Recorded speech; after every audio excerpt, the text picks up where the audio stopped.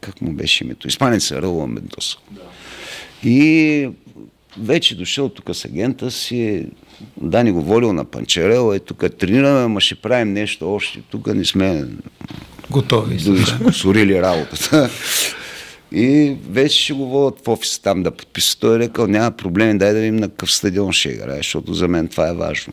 Трябва да дойдат родителите ми, децата ми, жената ми, там братовчедите, братовчетките и т.н. И той се чудил какво да прави. Са обадили на управителя на Васил Левски да им светни лампите, защото е било мъртво. Да. И го завел и река, тук играеме дербитата. Да, той не го е излагал. Не го е излагал. 3 мача, 4 играем. Тук играеме дербитата.